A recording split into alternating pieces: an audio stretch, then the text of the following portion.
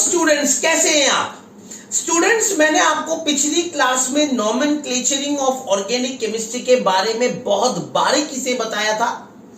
आज हम सबसे important phase of organic chemistry के बारे में पढ़ेंगे, that is mechanism in organic chemistry. Mechanisms in organic chemistry के बारे में पढ़ेंगे और ये सबसे इंपॉर्टेंट फेज है ऑर्गेनिक केमिस्ट्री का, क्योंकि इसके बिना आपको ऑर्गेनिक केमिस्ट्री बिल्कुल समझ में नहीं आएगी।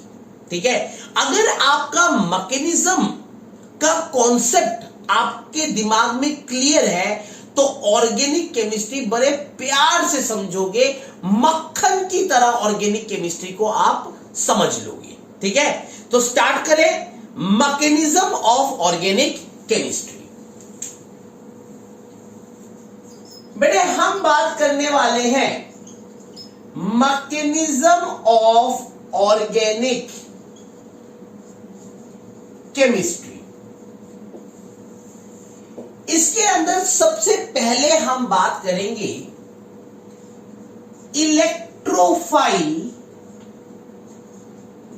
एंड न्यूक्लियोफाइल के बारे में। सबसे पहले हम बात करेंगे इलेक्ट्रोफाइल एंड न्यूक्लियोफाइल के बारे में। बेटे इलेक्ट्रोफाइल क्या होता है? सबसे पहले हम बात करते हैं इलेक्ट्रोफाइल के बारे में। बेटे ध्यान से सुनना, बहुत इंपॉर्टेंट फेज के बारे में बात कर रहे हैं, बहुत ध्यान से मेरी बात को समझना। इलेक्ट्रोफाइल क्या होता है? What is a electrophile? बेटे इलेक्ट्रो का मतलब है आपका इलेक्ट्रॉन, फाइल एक लैटिन वर्ड है जिसका मतलब है लव, मोहब्बत। ठीक है नहीं, file is a Latin word which means loving, which means loving। तो इलेक्ट्रोफाइल का मतलब है इलेक्ट्रॉन लविंग, यानी ऐसा species which loves the electron। ऐसा स्पीसीज जो इलेक्ट्रॉन को लव करता हो। ठीक है, अब आप मुझे बताओ इलेक्ट्रॉन को लव कौन करेगा? इलेक्ट्रॉन जो कि नेगेटिवली चार्ज है, इलेक्ट्रॉन जो कि नेगेटिवली चार्ज है, उसको मोहब्बत कौन करेगा? उससे प्यार कौन करेगा? नेचुरली नेगेटिव चार्ज को प्यार करने वाला पॉजिटिव चार्ज है। अगर नेगेटिव को कोई प्यार करता है वो कौन है? Positive charge. तो इसका मतलब है मैं ये कह सकता हूं पॉजिटिवली चार्ज्ड स्पीसीज। ऐसे सब्सटेंसेस जो पॉजिटिवली चार्ज्ड हो, दे आर ऑल इलेक्ट्रोफाइल्स।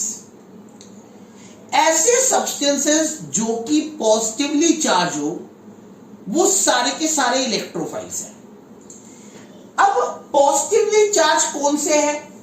अगर आप पॉजिटिवली चार्ज की बात करें तो पॉजिटिव चार्ज वाले कौन से हैं? ध्यान से सुनना। एग्जाम्पल के तौर पे मैं ये कह सकता हूं कि पॉजिटिवली चार्ज स्पीसीज को मैं ये भी कह सकता हूं कि electron deficient species. Positive charge का मतलब है इलेक्ट्रॉन का डेफिशिएंट होना। ऐसे स्पीसीज जो इलेक्ट्रॉन डेफिशिएंट हो, दे आर बेसिकली जी इलेक्ट्रोफाइल। ठीक है नहीं, तो या इलेक्ट्रोफाइल क्या है? They are the positively charge species जो नेगेटिव को लव करता है, और पॉजिटिवली चार्ज स्पीसीज का मतलब है इलेक्ट्रॉन डेफिशिएंट स्पीसीज। ठीक है, तो इसका एग्जाम्पल क्या होगा? अगर मैं इसके एग्जाम्पल के बारे में बात करूं तो जितने भी पॉजिटिव वाले हैं, जैसे कि Cl positive, Br positive, I positive, ठीक है नहीं, CH3 पॉजिटिव, ठीक है, H पॉजिटिव, CH2CH3 पॉजिटिव, ठीक है, या फिर CH3 का होल ट्वाइस पॉजिटिव, ठीक है, या फिर CH3 का होल थ्राइस पॉजिटिव। ये जो स्पीसीज है they are all positive charge.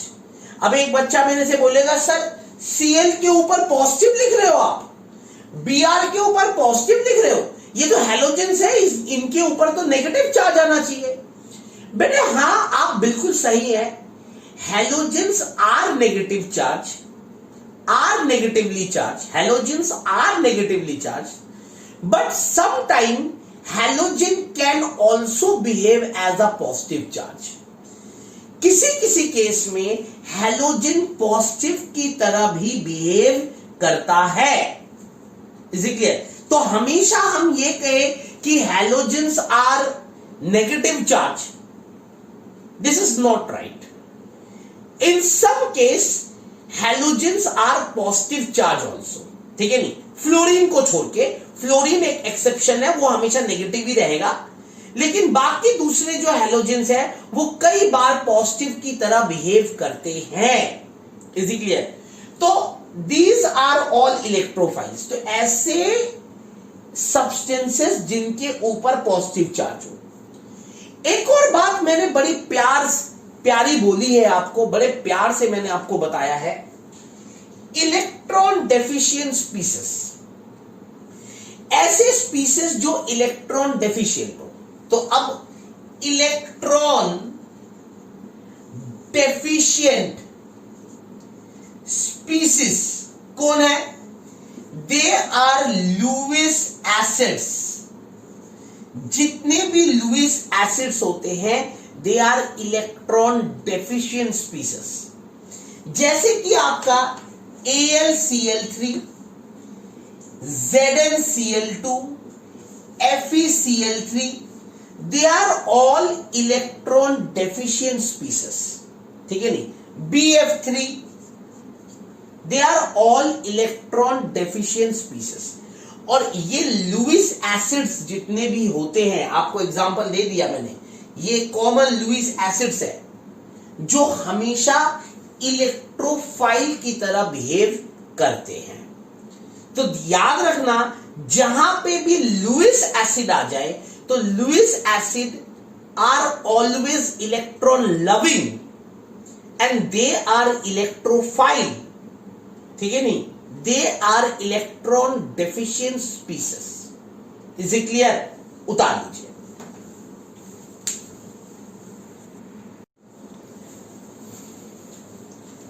बेटे अब हम बात करते हैं न्यूक्लियोफाइल के बारे में। किसके बारे में? न्यूक्लियोफाइल।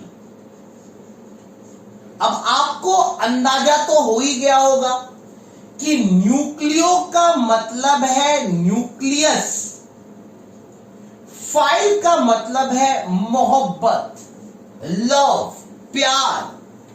तो न्यूक्लियस लविंग स्पीसीज। न्यूक्लियोफाइल का मतलब है न्यूक्लियस लविंग स्पीसीज। अब न्यूक्लियस क्या होता है? आपको पता है जो न्यूक्लियस होता है they are positively charged. Nucleus is always positively charged. तो मैं इसे लिख सकता हूं पॉजिटिव लविंग स्पीसीज। मैं क्या लिख सकता हूं? Positive loving species. अब पॉजिटिव लविंग स्पीसीज का मतलब है ऐसा स्पीसीज जो पॉजिटिव को लव करे, पॉजिटिव से मोहब्बत करे। तो पॉजिटिव से मोहब्बत करने वाला कौन है? नेगेटिव। तो मैं इसे लिख सकता हूं नेगेटिवली चार्ज्ड स्पीसीज, या फिर अब नेगेटिवली चार्ज स्पीसीज का मतलब है, अब किसी भी आयन के ऊपर जब नेगेटिव चार्ज होता है, इसका मतलब है इलेक्ट्रॉन ज्यादा, इसका मतलब है इलेक्ट्रॉन ज्यादा, यानी they are electron rich species. इनको हम क्या कह सकते हैं, इनको हम कह सकते हैं इलेक्ट्रॉन रिच स्पीसीज। तो बेसिकली जो आपका न्यूक्लियोफाइल है, they are negatively charge species, they are electron rich species. इसका एग्जाम्पल क्या होगा, अब आप मेरे से पूछोगे एग्जाम्पल बेटे Cl negative, Br negative, I negative, F negative, OH negative, ठीक है, NO3 negative, they are all, जो भी नेगेटिवली चार्ज स्पीसीज होते हैं, they are basically nucleophiles. Is it clear? या फिर मैं कह सकता हूं इलेक्ट्रॉन रिच स्पीसीज, है ना। तो इलेक्ट्रॉन रिच स्पीसीज कौन से होते हैं, दे आर लुईस बेसेस, जितने भी लुईस बेसेस हैं, they are electron rich species. जैसे कि आपका H2O, ध्यान रखना, H2O के पास 2 लोन पेयर ऑफ इलेक्ट्रॉन है, it is a Lewis base, it is a nucleophile. ऐसे ही NH3 के ऊपर 1 लोन पेयर ऑफ इलेक्ट्रॉन है, it is also a nucleophile. जैसे कि PH3, इसके ऊपर भी लोन पेयर ऑफ इलेक्ट्रॉन है, these are the example of nucleophile. तो जितने भी नेगेटिवली चार्ज हैं, नेगेटिवली चार्ज स्पीसीज हैं, वो न्यूक्लियोफाइल है, या जितनी भी लुईस बेसेस हैं वो आपके न्यूक्लियोफाइल है। Is it clear to you? पक्का समझ में आ गया? पक्का है ना। अब आपको कोई अगर पूछे इलेक्ट्रोफाइल क्या होता है, न्यूक्लियोफाइल होता है, तो आप जवाब दे दोगे ना। या फिर आपके कहीं पे आप अगर इलेक्ट्रोफाइल या न्यूक्लियोफाइल लिखा हुआ देखो, तो आपको यह बात पता होनी चाहिए कि इलेक्ट्रोफाइल क्या होता है, न्यूक्लियोफाइल क्या होता है।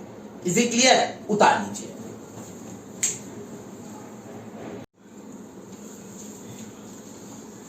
बेटे अब हम बात करेंगे टाइप्स ऑफ फिजन के बारे में।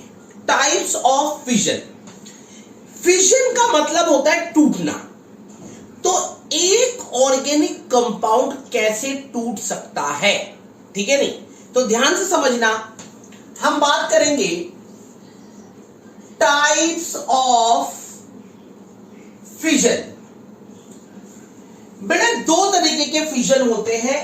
एक पहला होता है होमोलिटिक फिजन, ठीक है, होमोलिटिक फिजन, और दूसरा होता है आपका हेट्रोलिटिक फिजन। देखो होमोलिटिक फिजन क्या होता है, जैसे कि नाम है होमोलिटिक। अब होमोलिटिक फिजन में क्या होता है, मान लो ये एक मॉलिक्यूल है, ए और ए के बीच में बॉन्ड है, ये भी ए है, ये भी ए है। अब जब बॉन्ड ए और ए के बीच में है, तो नेचुरली दोनों की इलेक्ट्रोनेगेटिविटी सेम रहेगी। ये तो पक्की बात है कि भाई दोनों की इलेक्ट्रोनेगेटिविटी सेम। जितनी तेजी से ए इलेक्ट्रॉन को खींच रहा है, ये वाला ए इलेक्ट्रॉन को खींच रहा है, उतनी ही तेजी से ये वाला ए भी इलेक्ट्रॉन को खींच रहा है। ऐसे केस में जो बॉन्ड टूटेगा वो बॉन्ड बीच में से टूटेगा, ठीक है, क्योंकि ये अपने इलेक्ट्रॉन को खींचेगा, ये अपने इलेक्ट्रॉन को खींचेगा, ठीक है नहीं, और बॉन्ड जो होगा वो बीच में से टूट जाएगा, ठीक है। ये कुछ ऐसा ही है जैसे कि मैंने और एक हमारा बच्चा है बलारा, मैंने और बलारा ने 1-1 रुपए मिलाए और एक मल्टीनेशनल कंपनी खोल डाली। मैंने 1 रुपए मिलाए, बलारा हमारे एक बच्चे ने 1 रुपए मिलाए और एक मल्टीनेशनल कंपनी खोल डाली। अब नेचुरली मैं भी ज्यादा ताकतवर हूं, वो भी ज्यादा ताकतवर है, दोनों बराबर ताकत है दोनों के अंदर।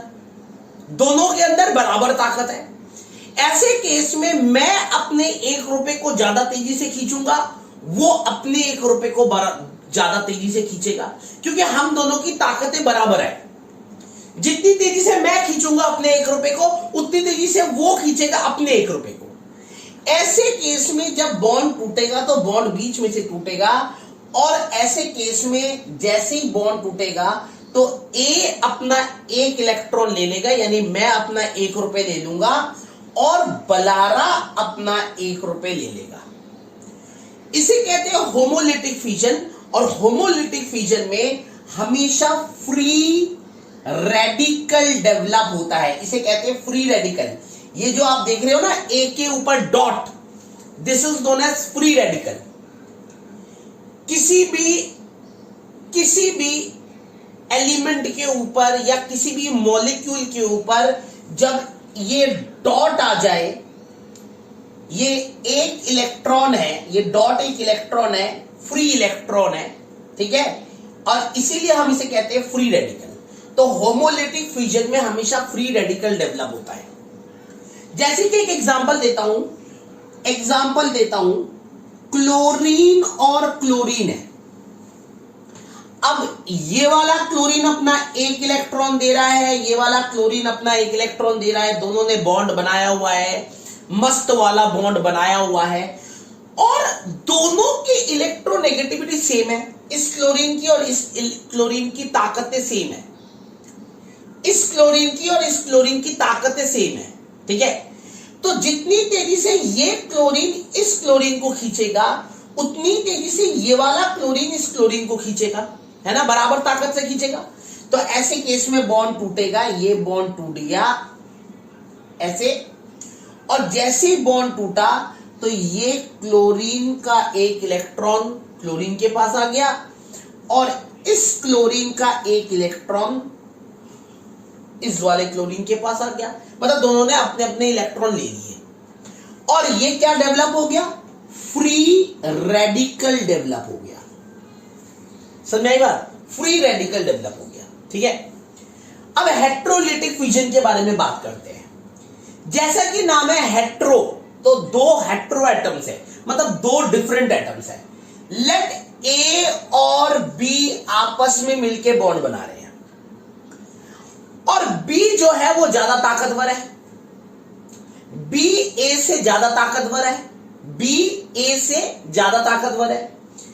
जैसे कि मैंने और बोधित हमारा एक लड़का है, बड़ा छोटू सा, हम उसे छोटू कहते हैं, बड़ा प्यारा सा बच्चा है हमारा।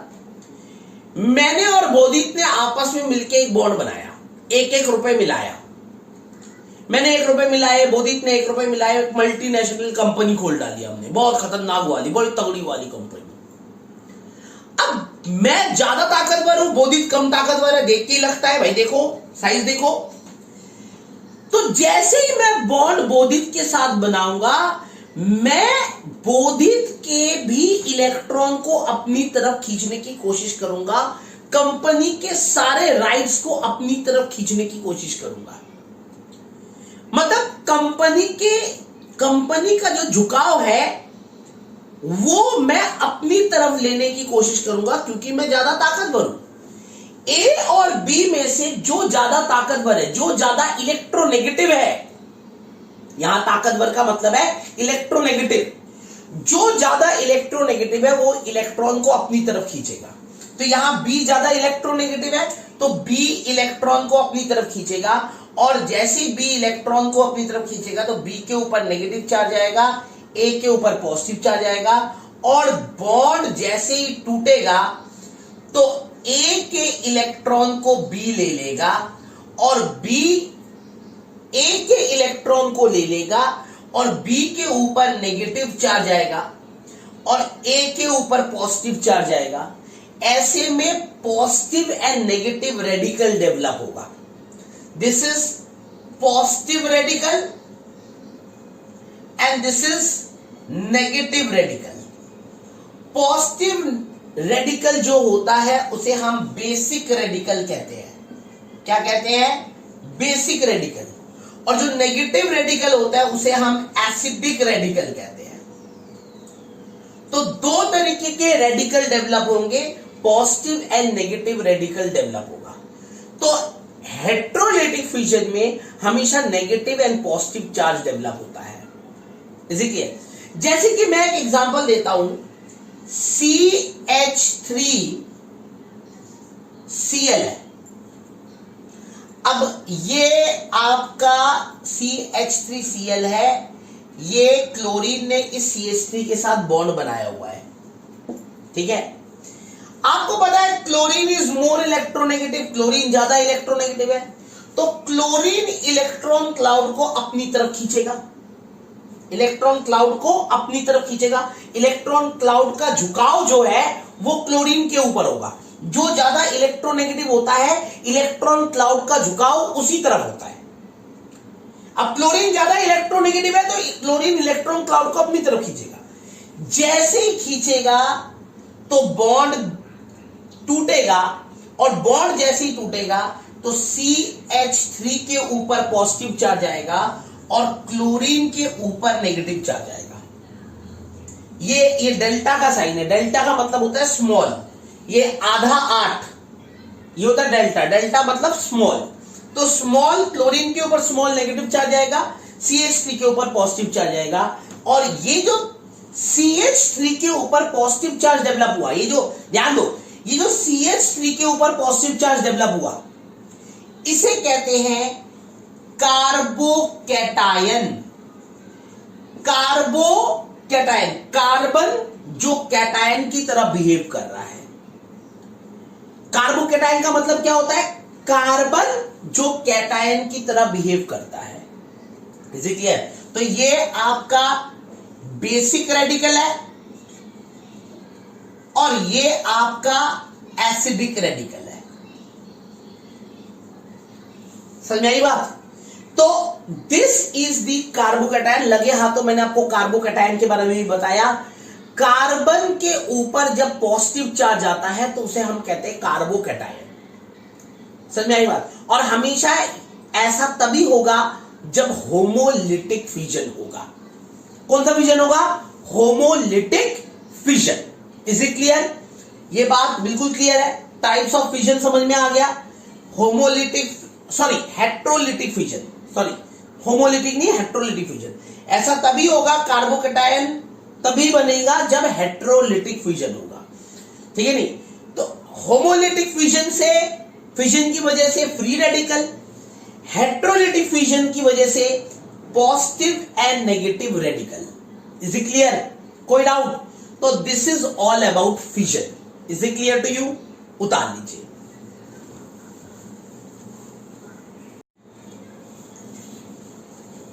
बेटे अब हम बात करते हैं इफेक्ट्स के बारे में। किसके बारे में? इफेक्ट्स। बहुत इंपॉर्टेंट फेज है, ठीक है बेटे। ऑर्गेनिक केमिस्ट्री कोई जादू मंत्र नहीं है कि जॉय सर ने तथास्तु कर दिया और आपको आ गया, और ना जॉय सर के पास कोई ऐसा मंत्र है कि जॉय सर तुम्हारे ऊपर फूंक दे, ओम ऐं ह्रीं क्रीं चामुंडाय विचे नमः, और बंदा यूं करे, ओहो सारे रिएक्शंस याद। ऐसा कोई जादू मंत्र हमारे पास नहीं है, ठीक है। मैं बिल्कुल बेसिक से ऑर्गेनिक केमिस्ट्री स्टार्ट करी, मैंने बिल्कुल बेसिक से स्टार्ट करी, क्योंकि मुझे यह लगता है कि बहुत सारे बच्चे, अगर मैं सीधा ऑर्गेनिक केमिस्ट्री स्टार्ट करता, सीधा हेलोएल्केन हेलोएरिन से स्टार्ट करता, तो बहुत सारे बच्चों को समझ में ही नहीं आता, बहुत सारे वर्ड्स समझ में नहीं आते, बहुत सारी बातें समझ में नहीं आती, उसे यह नहीं पता लगता कि ऐसा क्यों हो रहा है, ऐसा किस वजह से हो रहा है, उसे यह पता नहीं लगता। और ऐसे केस में बच्चा ऑर्गेनिक केमिस्ट्री से डरता है, ऑर्गेनिक केमिस्ट्री से घबराता है, उसे ऑर्गेनिक केमिस्ट्री से डर लगता है, हवा बन जाता है ऑर्गेनिक केमिस्ट्री। लेकिन मैं आपको बिल्कुल बारीकी से एक एक बात ऑर्गेनिक केमिस्ट्री की बता रहा हूं, इसलिए मैंने इतनी सारी क्लासेस ली। पहले पूरा 11th की ऑर्गेनिक केमिस्ट्री मैंने आपको समझाई, पूरी 11th की, फिर मैं ऑर्गेनिक केमिस्ट्री 12th की स्टार्ट कर रहा हूं, जिससे कि आपकी ऑर्गेनिक केमिस्ट्री बहुत ज्यादा स्ट्रांग हो सके। और आपको ऑर्गेनिक में कोई प्रॉब्लम ना हो भगवान की दया से। Is it clear? तो अब जिस टॉपिक के बारे में हम बात करने वाले हैं that is effects, that is effects. ठीक है, तो बेटे हम बात करने वाले हैं इफेक्ट्स के बारे में। और इफेक्ट्स को स्टार्ट करने से पहले मुझे आपको एक बहुत इंपॉर्टेंट बात बतानी है, very very important part. Note करना इस बात को, हमेशा नोट करना इस बात को। बेटे ध्यान रखना, जो भी आपका एल्काइल ग्रुप होता है, एल्काइल ग्रुप, एल्काइल ग्रुप, अब एल्काइल ग्रुप क्या होता है? एल्काइल ग्रुप क्या होता है? CH3 C2H5 C3H7, ये सारे एल्काइल ग्रुप हैं। जो भी आपका एल्काइल ग्रुप होता है, याद रखना वो हमेशा इलेक्ट्रॉन डोनेटिंग ग्रुप होता है, EDG, electron donating group. Alkyl group हमेशा इलेक्ट्रॉन डोनेटिंग ग्रुप की तरह बिहेव करता है। ज्यादातर केस में एल्काइल ग्रुप क्या बिहेव करता है? इलेक्ट्रॉन डोनेटिंग ग्रुप की तरह बिहेव करता है in most of the case, in most of the case. और अगर मैं बेंजीन रिंग की बात करूं, बेंजीन रिंग, एराइल जिसे कहते हैं एराइल ग्रुप, बेंजीन रिंग, हमेशा याद रखना जो एराइल ग्रुप होता है बेंजीन रिंग, वो हमेशा इलेक्ट्रॉन विड्रॉइंग ग्रुप होता है। एल्काइल ग्रुप इलेक्ट्रॉन डोनेट करता है, इलेक्ट्रॉन डोनेट करता है। बेंजीन रिंग हमेशा इलेक्ट्रॉन विड्रॉ करता है। तो ये हमेशा इलेक्ट्रॉन विड्रॉइंग ग्रुप होता है, ग्रुप। ये इलेक्ट्रॉन विड्रॉ करता है, मतलब इलेक्ट्रॉन को अपनी तरफ खींचता है, इलेक्ट्रॉन को अपनी तरफ लेता है। तो ये बात ध्यान रखना, इफेक्ट्स का सबसे पहला जो मैंने आपको बात बताई इफेक्ट के अंदर, सबसे पहली जो मैंने आपको बताई इफेक्ट्स के अंदर, that is alkyl group is electron donating group and benzene ring हमेशा इलेक्ट्रॉन विड्रॉइंग ग्रुप होता है। Is it clear to you? Is it clear to you? उतार लीजिए।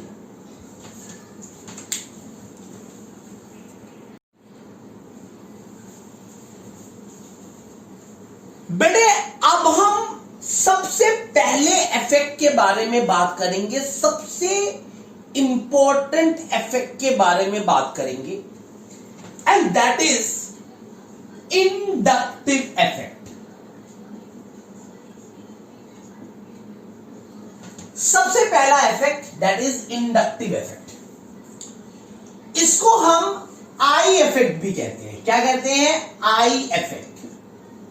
ध्यान से सुनना बेटा, इंडक्टिव इफेक्ट क्या होता है इस बात को समझना, और ये सबसे इंपॉर्टेंट इफेक्ट है। मान लो आपके पास एक कार्बन चेन है और इस कार्बन चेन में एक हैलोजन जुड़ा हुआ है। हैलोजन जुड़ा हुआ है, कहने का मतलब है एक इलेक्ट्रोनेगेटिव ग्रुप जुड़ा हुआ है, इलेक्ट्रोनेगेटिव ग्रुप जुड़ा हुआ है। ठीक है, इलेक्ट्रॉन विड्रॉइंग ग्रुप जुड़ा हुआ है, इलेक्ट्रोनेगेटिव ग्रुप जुड़ा हुआ है, इलेक्ट्रोनेगेटिव, इलेक्ट्रॉन विड्रॉइंग बात की है, इलेक्ट्रोनेगेटिव ग्रुप जुड़ा हुआ है। अब नेचुरली ये कार्बन चेन है, यहां पे एक इलेक्ट्रॉन विड्रॉइंग ग्रुप जुड़ा हुआ है। तो जो इलेक्ट्रॉन विड्रॉइंग ग्रुप होगा वो इलेक्ट्रॉन क्लाउड को हमेशा अपनी तरफ खींचेगा। यानी जो इलेक्ट्रॉन क्लाउड है वो हमेशा इलेक्ट्रॉन विड्रॉइंग ग्रुप की तरफ होगा। ठीक है, और जब electron withdrawing group electron cloud को अपनी तरफ खींचेगा, अपनी तरफ खींचेगा, ऐसे अपनी तरफ खींचेगा, तो ये कार्बन अपना इलेक्ट्रॉन इस इलेक्ट्रोनेगेटिव को देगा, इस इलेक्ट्रोनेगेटिव एलिमेंट को देगा और इस हैलोजन के ऊपर नेगेटिव चार्ज आएगा और इस कार्बन के ऊपर पॉजिटिव चार्ज आएगा। अब ये कार्बन इस हैलोजन को इलेक्ट्रॉन दे रहा है, तो इस कार्बन के साथ ये वाला कार्बन जुड़ा हुआ है, ये कार्बन अपना इलेक्ट्रॉन इसको दे रहा है, ये कार्बन अपना इलेक्ट्रॉन इसको दे रहा है, ये कार्बन अपना इलेक्ट्रॉन इसको दे रहा है, ये कार्बन अपना इलेक्ट्रॉन इसको दे रहा है। इसका मतलब अल्टीमेटली जो इलेक्ट्रॉन देने वाला कार्बन है वो यही है। लेकिन इस इफेक्ट का, ये जो इफेक्ट है, इसका सबसे ज्यादा असर यहां पे हो रहा है, इस कार्बन और इस हैलोजन के ऊपर हो रहा है, क्योंकि ये कार्बन इस हैलोजन के साथ डायरेक्टली अटैच्ड है। समझ आई बात? तो और ये कार्बन इस कार्बन के साथ डायरेक्टली अटैच नहीं है, ये जो कार्बन है इस कार्बन के साथ डायरेक्टली अटैच नहीं है, तो इसके ऊपर इस इफेक्ट का सबसे कम असर हो रहा है। ये जो कार्बन है इसके ऊपर इस इफेक्ट का सबसे कम असर हो रहा है, जबकि इस कार्बन के ऊपर इस इफेक्ट का सबसे ज्यादा असर होगा। तो इस कार्बन के ऊपर पॉजिटिव चार्ज आएगा, तो इसके ऊपर ये है स्मॉल पॉजिटिव, पॉजिटिव, ये डेल्टा का मतलब है स्मॉल, स्मॉल पॉजिटिव, इसके ऊपर स्मॉल स्मॉल पॉजिटिव, इसके ऊपर स्मॉल स्मॉल स्मॉल पॉजिटिव, इसके ऊपर small small small small positive, और इसके ऊपर small small small small small positive. तो यानी पॉजिटिव चार्ज का जो मैग्नीट्यूड है वो धीरे धीरे घट रहा है। यहां ज्यादा पॉजिटिव, ये इतने सारे पॉजिटिव का मतलब ये मत सोचो कि पॉजिटिव चार्ज का मैग्नीट्यूड बढ़ रहा है ना, ये डेल्टा मतलब है स्मॉल, ये है स्मॉल पॉजिटिव, ये स्मॉल स्मॉल पॉजिटिव, ये स्मॉल स्मॉल स्मॉल पॉजिटिव, ये स्मॉल स्मॉल स्मॉल पॉजिटिव। तो पॉजिटिव चार्ज की जो मैग्नीट्यूड है, पॉजिटिव चार्ज का जो मैग्नीट्यूड है वो धीरे धीरे घट रहा है। समझ में आई बात? तो भाई मेरी बात को फिर समझना, एक्चुअल में इस हैलोजन को इलेक्ट्रॉन देने वाला ये कार्बन है, लेकिन ये कार्बन इस हैलोजन के साथ डायरेक्टली अटैच नहीं है। अटैच कौन सा कार्बन है? ये वाला कार्बन है। तो इस कार्बन के ऊपर इस इफेक्ट का सबसे ज्यादा असर होगा। ये कुछ ऐसा ही है जैसे कि मैं आपसे फीस मांग रहा हूं, तो मेरा और आपका फीस का संबंध है।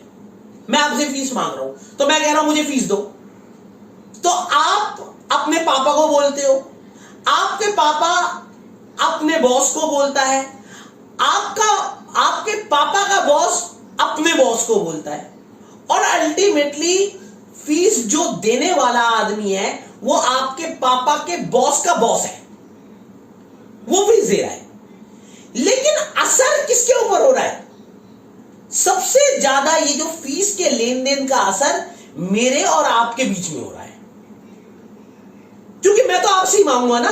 अब ऐसा तो नहीं है कि भाई एक पता लगा कि एक दिन आपके पापा का बॉस जो है वो पार्क में घूम रहा हो और मैं उसको आकर पकड़ लूं, ओए फीस दे, मुझे उस बंदे की फीस दे, तो मेरा खिंचा के थप्पड़ मारेगा, बोला फीस मांगने आ गए, मैं तुझे जानता नहीं हूं, कुछ नहीं। लेकिन अल्टीमेटली फीस वही दे रहा है, लेकिन उसके ऊपर फीस का कोई असर ही नहीं है। फीस का असर मेरे और आपके बीच में है। ऐसी इंडक्टिव इफेक्ट का असर इस कार्बन और इस हैलोजन के बीच में है। तो अगर बॉन्ड टूटेगा तो बॉन्ड यहीं से टूटेगा। समझ में आई बात? This is known as the inductive effect. इसे क्या कहते हैं? Inductive effect. तो यहां पे इंडक्टिव इफेक्ट किसकी वजह से क्रिएट हुआ? इस हैलोजन की वजह से क्रिएट हुआ, इस इलेक्ट्रोनेगेटिव ग्रुप की वजह से क्रिएट हुआ। ये जो हैलोजन है ये इलेक्ट्रोनेगेटिव ग्रुप है, इसकी वजह से क्रिएट हुआ है ना। तो जब भी इंडक्टिव इफेक्ट इलेक्ट्रोनेगेटिव ग्रुप की वजह से क्रिएट हो, इलेक्ट्रॉन विड्रॉइंग ग्रुप की वजह से क्रिएट हो, तो ऐसे केस में उसे नेगेटिव आई इफेक्ट कहते हैं। जब भी इंडक्टिव इफेक्ट किसी इलेक्ट्रोनेगेटिव सब्सटेंस की वजह से क्रिएट हो तो उसे कहते हैं नेगेटिव आई इफेक्ट। तो ये जो है ये आपका माइनस आई इफेक्ट है। तो माइनस आई इफेक्ट जो होता है वो हमेशा due two electron withdrawing group की वजह से होता है। जब किसी चेन में इलेक्ट्रॉन विड्रॉइंग ग्रुप जुड़ा हो तो उसके ऊपर माइनस आई इफेक्ट होता है। Is it clear? तो ये आपका इंडक्टिव इफेक्ट का ए पार्ट है। अब बी पार्ट के बारे में बात करते हैं। बी पार्ट को अच्छी तरह समझना, बी पार्ट बहुत इंपॉर्टेंट है। अगर मान लो ये कार्बन चेन है, इस कार्बन चेन में ब्रांच है, ब्रांचिंग है, ठीक है। अब आपको पता है, मैंने अभी भी आपको बताया था कि जो एल्काइल ग्रुप होता है, alkyl group substituent group, alkyl group मतलब सब्स्टिट्यूएंट, है ना। जो आपका एल्काइल ग्रुप होता है वो हमेशा इलेक्ट्रॉन डोनेटिंग होता है। ये आपको अभी भी बताया था मैंने कि एल्काइल ग्रुप हमेशा इलेक्ट्रॉन डोनेटिंग ग्रुप होता है। जो साइड चेन होता है वो हमेशा इलेक्ट्रॉन डोनेटिंग ग्रुप होता है। अब ये जो चेन है इसके अंदर साइड चेन है, देख रहे हो, ये कार्बन है, ये कार्बन है, ये कार्बन है, साइड चेन है। तो नेचुरली ये इलेक्ट्रॉन डोनेटिंग है। जितने भी एल्काइल ग्रुप होते हैं वो इलेक्ट्रॉन डोनेटिंग ग्रुप होता है। ये आपका एक एल्काइल है, यहां पे लिख देता हूं, एल्काइल ग्रुप है। ये आपका एक एल्काइल ग्रुप है ना। ये आपका एक एल्काइल ग्रुप है। तो ये इलेक्ट्रॉन डोनेटिंग होते हैं, they are always electron donating, ये इलेक्ट्रॉन डोनेटिंग होते हैं। तो ये कार्बन इसको इलेक्ट्रॉन देगा, ये कार्बन इस कार्बन को इलेक्ट्रॉन देगा, और ये कार्बन इस कार्बन को इलेक्ट्रॉन देगा। मानते हो? मानते हो? ये कार्बन इस कार्बन को इलेक्ट्रॉन देगा, ये कार्बन इस कार्बन को इलेक्ट्रॉन देगा, ये कार्बन इस कार्बन को इलेक्ट्रॉन देगा। तो नेचुरली इस कार्बन के ऊपर इलेक्ट्रॉन डेंसिटी बढ़ जाएगी।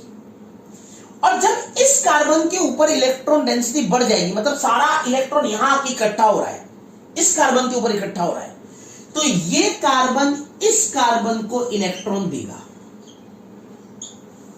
ये कार्बन इन सबको इलेक्ट्रॉन देगा। तो नेचुरली जो नेगेटिव चार्ज है वो नेगेटिव चार्ज तो इसके ऊपर डेवलप होगा, और जब ये कार्बन इन सबको इलेक्ट्रॉन दे देगा, इन सबको इलेक्ट्रॉन दे देगा, तो इसके ऊपर पॉजिटिव चार्ज डेवलप होगा। इस कार्बन के ऊपर पॉजिटिव चार्ज और इनके ऊपर नेगेटिव चार्ज। ये small small small negative, small small small negative, है ना। क्योंकि सबसे ज्यादा इलेक्ट्रॉन किसको मिल रहा है? इस कार्बन को मिल रहा है। ये सबसे पहला कार्बन है जिसको इलेक्ट्रॉन मिल रहा है, भाई उसके बाद आगे जा रहा है। तो सबसे ज्यादा इलेक्ट्रॉन किसको मिल रहा है? इस कार्बन को मिल रहा है। तो इस कार्बन के ऊपर सबसे ज्यादा नेगेटिव चार्ज होगा। उसके बाद नेगेटिव चार्ज की इंटेंसिटी कम हो जाएगी, उसके बाद नेगेटिव चार्ज की इंटेंसिटी कम हो जाएगी। तो सबसे ज्यादा जो इस इफेक्ट का असर हो रहा है वो इन दोनों के बीच में हो रहा है। तो बॉन्ड ऐसे केस में यहां से टूटेगा। और ये क्यों हुआ? ये इसलिए हुआ क्योंकि इलेक्ट्रॉन डोनेटिंग ग्रुप जुड़ा हुआ था। ये असर इसलिए हुआ क्योंकि इलेक्ट्रॉन डोनेटिंग ग्रुप जुड़ा हुआ है।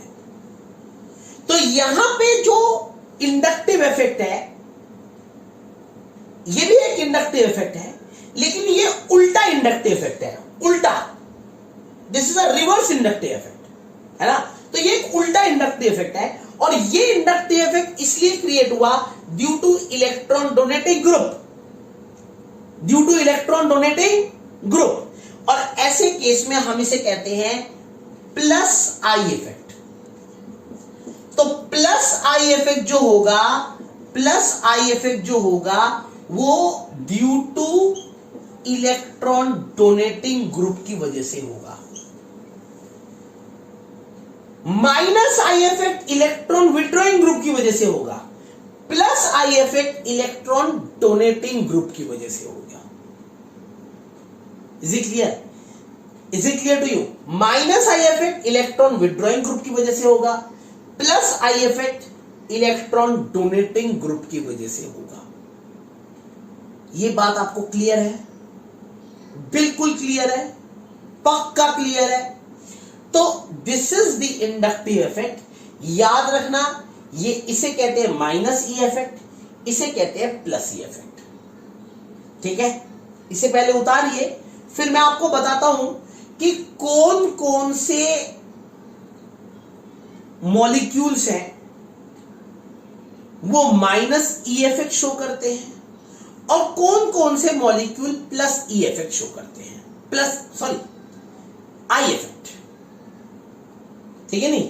तो कौन कौन से molecule minus I effect show करता है, कौन कौन सा molecule plus I effect show करता है, ये अब मैं आपको बताऊंगा आगे। पहले आप इसको उतारिए। ठीक है नहीं? Is it clear to you? उतारिए।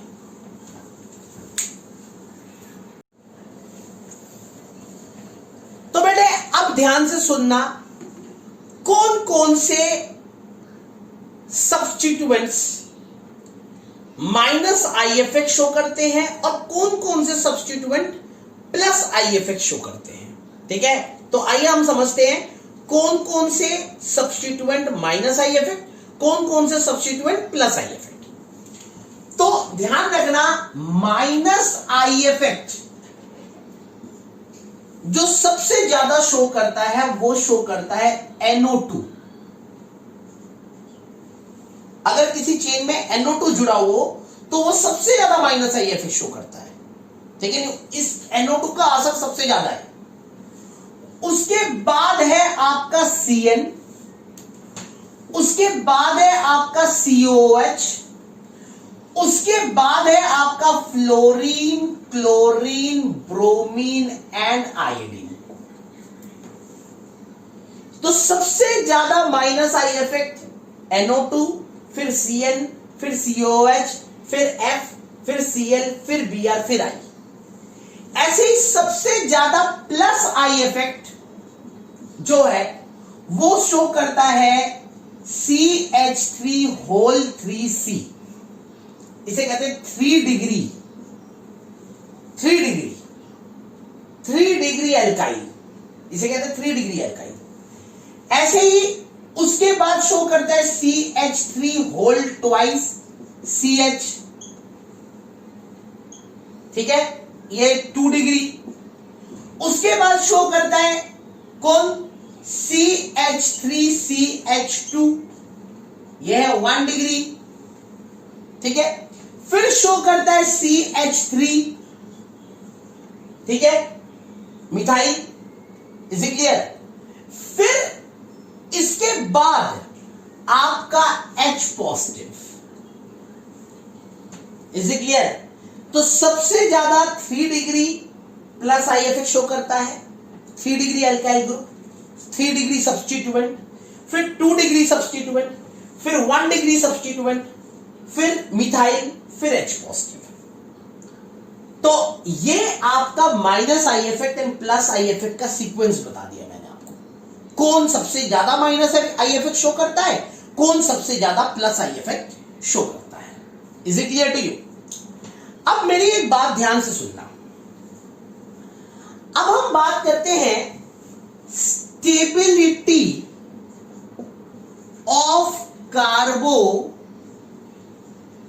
Cation. ठीक है, stability of कार्बो cation through inductive effect. Stability of कार्बो cation को समझते हैं थ्रू इंडक्टिव इफेक्ट। ठीक है नहीं? Inductive effect. बेटे मेरे पास तीन मान लो हेलो एल्कीन है। पहला 3 डिग्री, ठीक है, दूसरा 2 डिग्री और तीसरा 1 डिग्री। यह है आपका 3 डिग्री, यह है आपका 2 डिग्री, यह है आपका 1 डिग्री। अब नेचुरली हैलोजन जुड़ा हुआ है तो हैलोजन इलेक्ट्रॉन विड्रॉइंग है तो नेचुरली माइनस आई इफेक्ट लगेगा, ठीक है नहीं। अब आप देखो ये हैलोजन इलेक्ट्रॉन को अपनी तरफ खींचेगा तो इस हैलोजन के ऊपर नेगेटिव चार्ज, ये तो सिंपल है। तो ये हैलोजन इलेक्ट्रॉन को अपनी तरफ खींचेगा तो इस हैलोजन के ऊपर नेगेटिव चार्ज, ठीक है। अब इस कार्बन, ये हैलोजन इस कार्बन से इलेक्ट्रॉन खींच रहा है और इस कार्बन के चारों तरफ ये कार्बन लगा हुआ है, ये कार्बन लगा हुआ है और ये कार्बन लगा हुआ है और तीनों कार्बन इलेक्ट्रॉन डोनेटिंग है, तीनों कार्बन इलेक्ट्रॉन डोनेटिंग है। तो ये कार्बन इलेक्ट्रॉन देगा, ये कार्बन इसको इलेक्ट्रॉन देगा, ये कार्बन इसको इलेक्ट्रॉन देगा, है ना। इसको, इस कार्बन को चारों तरफ से इलेक्ट्रॉन मिलेगा।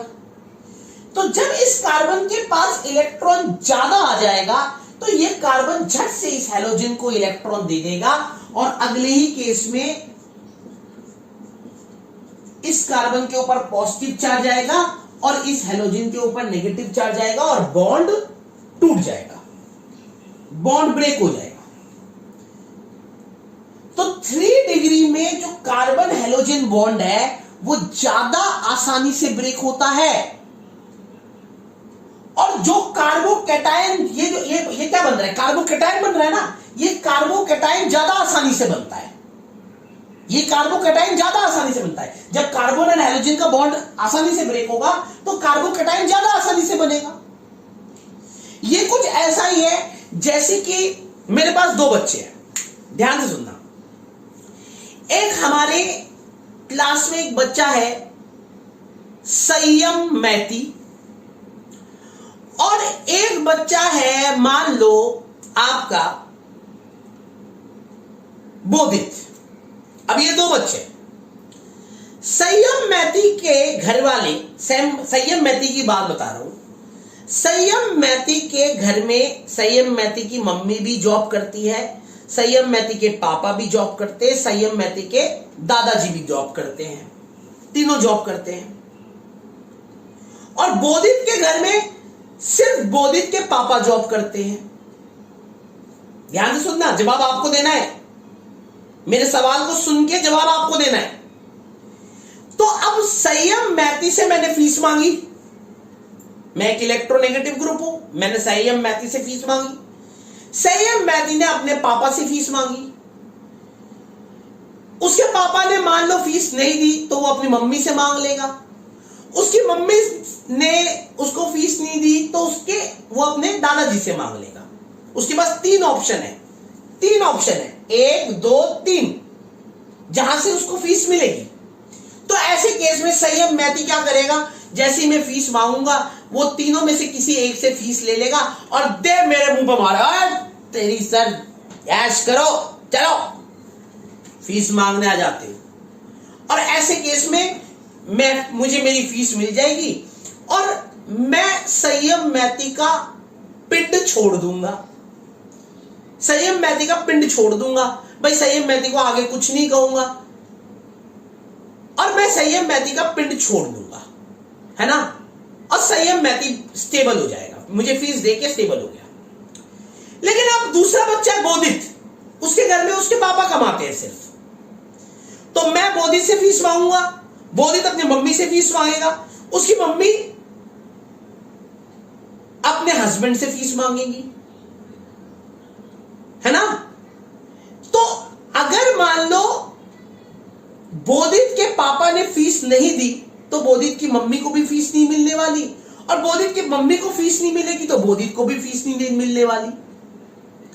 ऐसे केस में मैं जब बोधित से फीस मांगूंगा तो बोधित के पास सिर्फ एक ही ऑप्शन है जहां से उसे फीस मिलेगी।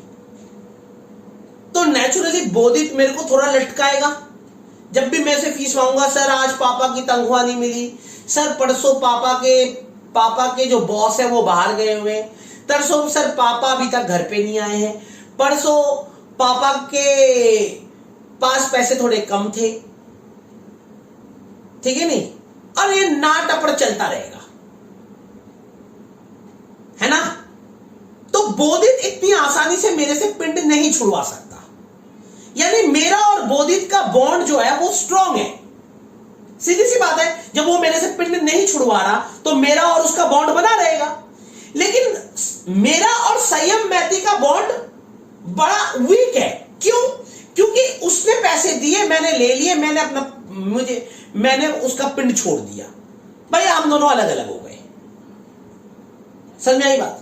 यहां पे भी ऐसा ही है। ये कार्बन इस कार्बन को इलेक्ट्रॉन दे रहा है, ये कार्बन इस कार्बन को इलेक्ट्रॉन दे रहा है, ये कार्बन इस कार्बन को इलेक्ट्रॉन दे रहा है। तो इस कार्बन के पास इलेक्ट्रॉन डेंसिटी बढ़ गई और ये कार्बन इस हैलोजन को बड़े प्यार से इलेक्ट्रॉन दे देगा और बॉन्ड बड़े प्यार से टूट जाएगा।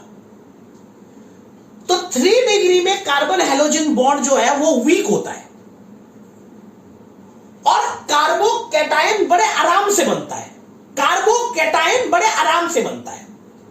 लेकिन 2 डिग्री में जब ये हैलोजन ने इलेक्ट्रॉन खींचा तो इसके पास सिर्फ 2 ऑप्शन है, तो ऑप्शन थोड़े कम हो गए।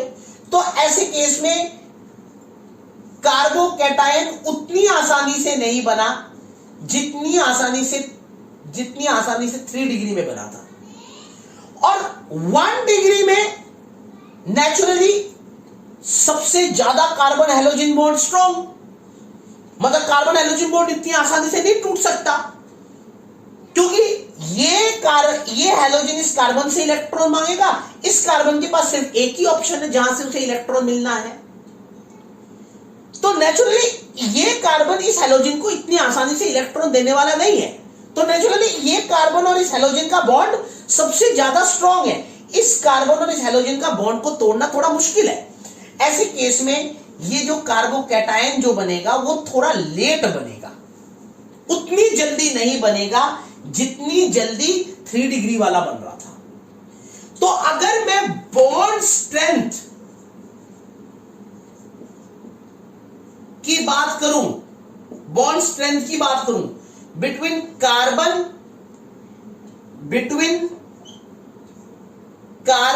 And electron withdrawing group, carbon and electron withdrawing group, between carbon and electron withdrawing group, तो बॉन्ड स्ट्रेंथ की बात कर रहा हूं, बॉन्ड की स्ट्रेंथ की। तो 1 डिग्री सबसे ज्यादा strong, then 2 degree, then 3 degree. 3 degree का बॉन्ड सबसे ज्यादा वीक। और अगर मैं स्टेबिलिटी ऑफ कार्बोकैटायन की बात कर रहा हूं, मतलब कार्बोकैटायन किस में जल्दी बन रहा है, इन तीनों में से कार्बोकैटायन किस में जल्दी बन रहा है, तो मैं बोलूंगा 3 डिग्री में कार्बोकैटायन सबसे जल्दी बन रहा है, देन 2 डिग्री में, देन 1 डिग्री में। समझ आई बात? और ऐसा क्यों हो रहा है? क्योंकि अगर आप इंडक्टिव इफेक्ट की बात करें, ध्यान से समझना, यहां लिखवा देता हूं, बोर्ड में जगह कम हो गई है। अगर आप इंडक्टिव इफेक्ट की बात करें, कौन सा inductive effect? Minus I effect, minus I effect. Inductive effect की बात करें तो 3 डिग्री में इंडक्टिव इफेक्ट सबसे ज्यादा इंडक्टिव इफेक्ट, सबसे ज्यादा इंडक्टिव इफेक्ट, उसके बाद 2 डिग्री में, उसके बाद 1 डिग्री में। तो सबसे ज्यादा इंडक्टिव इफेक्ट 3 डिग्री में होता है, देन 2 डिग्री में होता है, देन 1 डिग्री में होता है। सबसे ज्यादा स्ट्रॉन्ग बॉन्ड 1 डिग्री में होता है, देन 2 डिग्री में होता है, देन 3 डिग्री में होता है। और सबसे आसानी से कार्बोकैटायन जो बनता है वो 3 डिग्री में सबसे आसानी से बनता है, देन 2 डिग्री में, देन 1 डिग्री में। तो सबसे स्टेबल जो कार्बोकैटायन होता है वो 3 डिग्री वाला होता है, देन 2 डिग्री वाला होता है, देन 1 डिग्री वाला होता है। समझ आई बात? Is it clear? Is it clear? अब आप बोलोगे सर आप स्टेबल क्यों बोल रहे हो कार्बोकैटायन को? भाई ये चीज, ये जो कंपाउंड है ये कार्बोकैटायन में चेंज क्यों हो रहा है? क्यों हो रहा है कार्बोकैटायन में चेंज? जल्दी कार्बोकैटायन में, ये जो कंपाउंड है ये जल्दी कार्बोकैटायन में चेंज क्यों हो रहा है? क्योंकि इसका कार्बोकैटायन ज्यादा स्टेबल है। भाई आप मुझे पीडीएफ फाइल सेंड क्यों नहीं कर रहे हो? सवाल यह है कि आप मुझे हर एक जो लेक्चर है उसकी पीडीएफ फाइल सेंड क्यों नहीं कर रहे हो? क्योंकि आप पीडीएफ फाइल ना बना के, होमवर्क ना करके और नोट्स ना बना के अपने आप को स्टेबल ज्यादा महसूस कर रहे हो।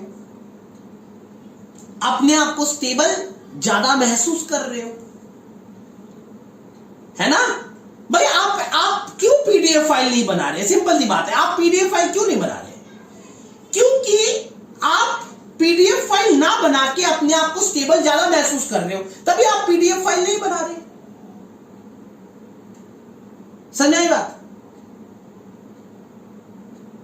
आप गवार क्यों बनना चाह रहे हो?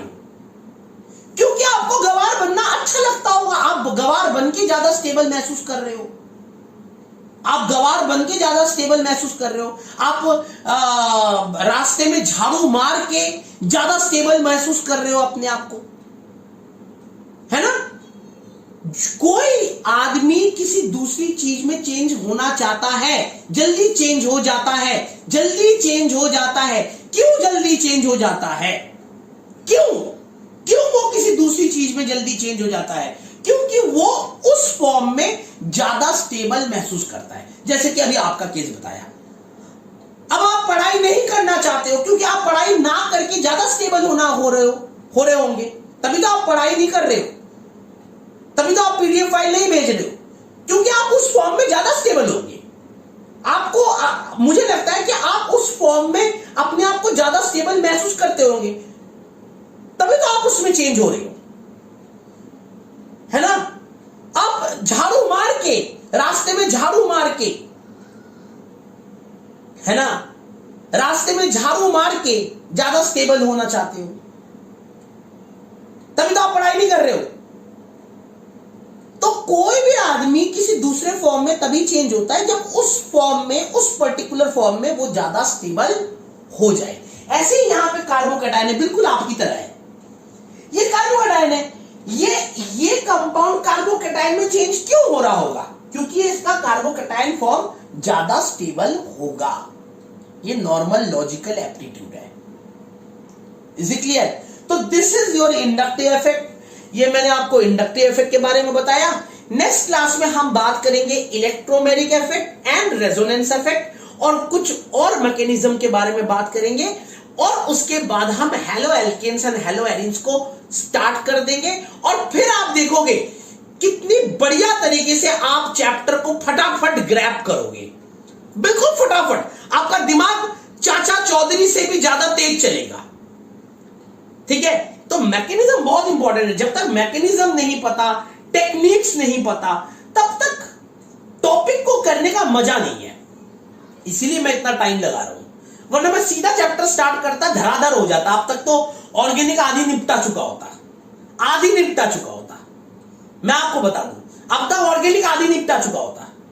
जो और टीचर करते हैं बिना मैकेनिज्म के, बिना किसी चीज को समझाए, बिना बच्चे का टेक्निक डेवलप नहीं होता, बच्चे के लिए ऑर्गेनिक का हवा बन जाता है, एक परेशान आत्मा हो जाता है बंदा।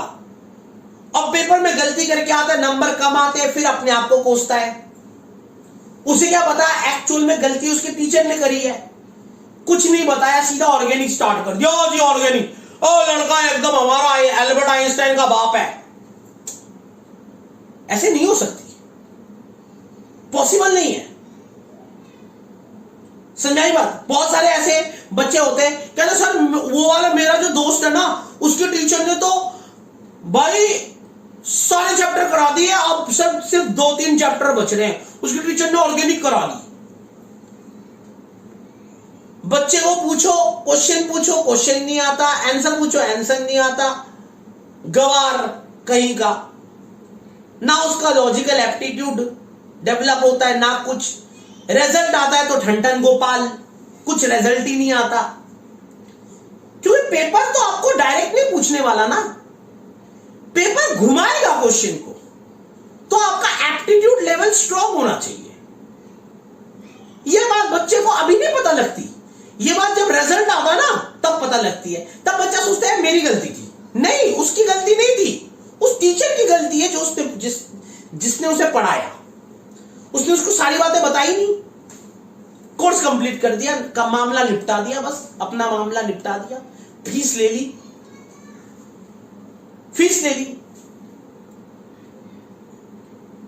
कोर्स हो गया, अब आप खुद पढ़ो। ओ भाई, बच्चा भी खुश, ओ कोर्स हो गया, बच्चा भी खुश महसूस करता, ओ कोर्स हो गया मेरा। मैं गधे, ऐसे कोर्स कराना होता तो जॉय सर तो 3 महीने में कोर्स खत्म कर देते। मुंह जुबानी जॉय सर को पूरी बुक रटी पड़ी है, सिर्फ बोलते जाएंगे और कोर्स खत्म हो जाएगा। लेकिन बेटे ऐसे कोर्स करने का कोई फायदा नहीं है। आपको छोटी से छोटी बात आनी चाहिए,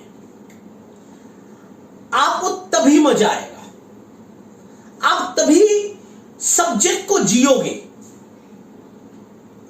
और आप मुझे हमेशा याद रखोगे कि यार वो टीचर था, उसने सारी बातें बता दी, बंदे ने मेहनत करी थी। थोड़ा टाइम तो लगेगा ही लगेगा यार, जब मैं इतनी सारी चीजें बताऊंगा तो टाइम नहीं लगेगा, टाइम तो लगेगा। भैया आपको पता है कि मैं 1 घंटे तक आपसे मजाक तो नहीं कर रहा हूं कोई भी। शायद आज इतने दिनों बाद एक वीडियो में मैं आपसे इतनी बातें कर रहा हूं, वरना मेरे किसी भी वीडियो में इतनी बातें मैं करता नहीं हूं। तो भाई मैं आपसे कोई इधर उधर की बात तो नहीं कर रहा हूं। नॉर्मल क्लास में तो बंदा बात भी कर लेता है, लेकिन मैं तो आपसे कभी नहीं बतियाता हूं, मैं कभी इधर उधर की बात नहीं करता हूं, सिर्फ टॉपिक टू टॉपिक बात करता हूं। तो भाई टाइम लग रहा है ना भाई, अगर सारे टॉपिक्स कराएंगे तो टाइम लगेगा, हवा में बातें नहीं चल सकती। अगर मुझे आपको एक एक बात मेरे से सीखनी है, आपको मेरे से एक एक बात सीखनी है और मुझे आपको एक एक बात बतानी है तो टाइम लगेगा, और आपको वो टाइम मुझे देना पड़ेगा, तभी मैं आपको एक एक बात सिखा सकता हूं, वरना मैं आपको एक एक बात नहीं सिखा सकता हूं। फिर तो मैं ऊपर से चैप्टर को ले जाना पड़ेगा।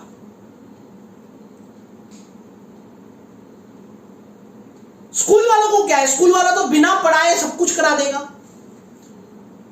वो एक छलांग इधर मारेगा, एक छलांग दूसरी जगह मारेगा, बोलेगा भाई ये चीजें आपको पता थी, ये चीजें आपको आती है, ये चीजें आपने 11th में पढ़ी हुई है, ये नॉमेनक्लेचर तो आपने 11th में पढ़ी हुई है, ये मैकेनिज्म तो 11th में पढ़ी हुई है, ये ऐसा ही होता है, रट लो, हो गया, उसका चैप्टर खत्म।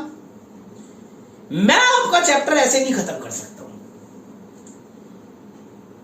क्योंकि मुझे इन फ्यूचर भी आपको जवाब देना है, मुझे आपके साथ बने रहना है, और आपका आशीर्वाद, आपका प्यार मेरे साथ बने रहे। आप कल को जब रास्ते में जाओ, कोई भी बच्चा आपसे पूछे कि केमिस्ट्री कहां पढ़नी है, तो आप बोलो यार जॉय सर के पास पढ़ो, बेस्ट टीचर है। मुझे यह बात सुननी है। मेरे सारा पढ़ाने के बाद मुझे फीलिंग होती है कि मैंने अपना काम बहुत बारीकी से कर दिया, बहुत जेन्युइनली कर दिया, मैंने अपने प्रोफेशन के साथ सच्चाई बरती, जो मैंने बच्चे से फीस ली उसका 100% मैंने, बल्कि 200% मैंने बच्चे को दिया। मैंने अपने प्रोफेशन के साथ गद्दारी नहीं करी। मुझे इस बात का सुकून होना चाहिए। मैं तभी पढ़ाता हूं जब मुझे पूरी सुकून हो। तो कल को आपके नंबर, मैं नहीं कहता हूं कि आप सबके 90 आएंगे, लेकिन आपके जब नंबर जो भी आएंगे, आप बोलोगे यार वो टीचर बढ़िया था, हो सकता है मैंने थोड़ा और अच्छी पढ़ाई करी हो सकता है मैं ही गवार था, लेकिन आप मुझे दोष नहीं दे सकते। मैं उस प्रोस्पेक्ट को लेके पढ़ाता हूं कि आप मुझे दोष नहीं दे सकते, क्योंकि मैं आपको एक एक चीज पेपर तक करा के भेजूंगा। पेपर में ऐसा कोई क्वेश्चन नहीं होगा जो जॉय सर ने आपको ना कराया हो। सिर्फ सीबीएसई नहीं, नीट में भी। Is it clear to you?